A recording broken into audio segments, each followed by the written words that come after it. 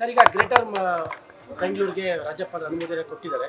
ಈಗ ಮುಂದೆ ಚುನಾವಣೆ ಪ್ರಕ್ರಿಯೆ ಇಲ್ಲ, ಕೂಡಲೇ ನಾವು ರಿಸರ್ವೇಷನ್ಸು ಡಿವಿಷನ್ ಎಲ್ಲ ಮಾಡ್ತೀವಿ. ಎಲೆಕ್ಷನ್ ಮಾಡಲೇಬೇಕು, ಅದನ್ನು ನಾವು ಡಿಲೇ ಮಾಡ್ತಿರೋ ಅರ್ಥ ಇಲ್ಲ.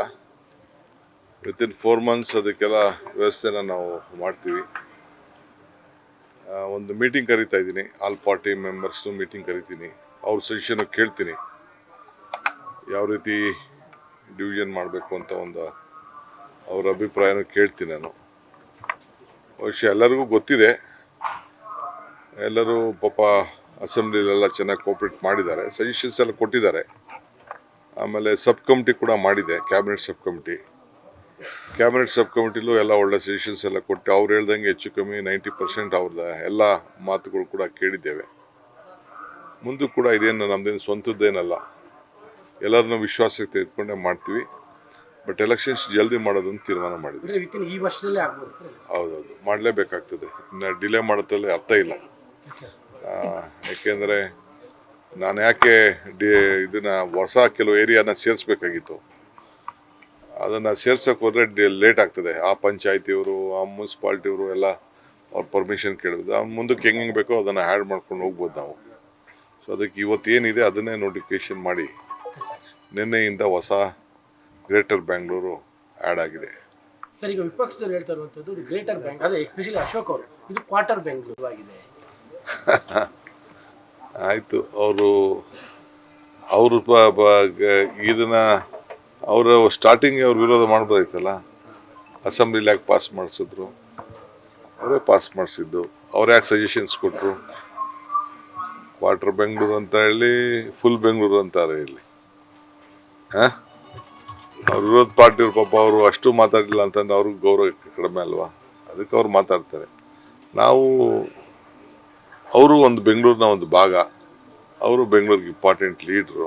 ನಾವು ಅವ್ರಿಗೇನು ಗೌರವ ಕೊಡಬೇಕು ಖಂಡಿತ ಕೊಡ್ತೀವಿ. ಡಿ ಕೆ ಶಿವಕುಮಾರ್ ಏನು ಅಂದ್ಕೊಂಡಿದ್ರೆ ಅದನ್ನು ಮಾಡ್ತಾರೆ ಅಂತ ಇದು ಒಂದು ಇನ್ನೊಂದು ಎಕ್ಸಾಂಪಲ್. ಬಟ್ ರಾಮನಗರದ ವಿಚಾರದಲ್ಲಿ ಡಿಲೇ ಆಗ್ತಿದೆಯಲ್ಲ, ಯಾರು ಹೇಳಿದ್ರು ಡಿಲೇ ಆಗ್ತದೆ ಅಂತ?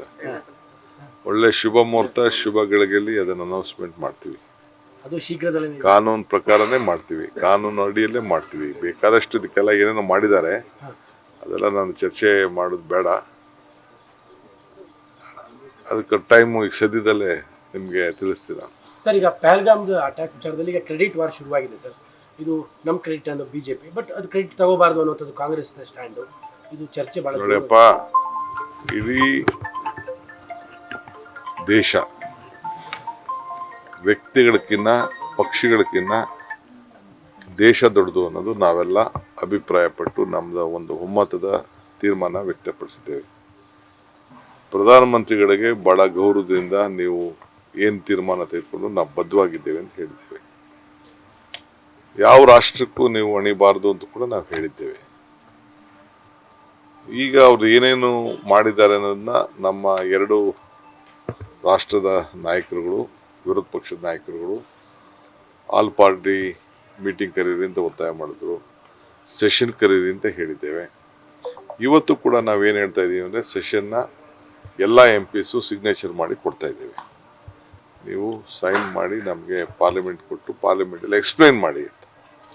ಏಕೆಂದರೆ ಭಾಳ ಹೊರಗಡೆ ದೇಶದವರೆಲ್ಲ ನಮ್ಮ ದೇಶದ ಒಂದು ಸ್ವಾಭಿಮಾನಕ್ಕೆ ಕೈ ಹಾಕ್ತಾ ಇದ್ದಾರೆ. ಅದು ಯಾವತ್ತೂ ಕೂಡ ಇಂದಿರಾಗಾಂಧಿ ಕಾಲದಿಂದ ಕೂಡ ಅದನ್ನು ನಮ್ಮ ದೇಶ ಯಾರ ಹಂಗಿಗೂ ನಾವು ಹೋಗಿ ಕೆಲಸ ಮಾಡಿರಲಿಲ್ಲ.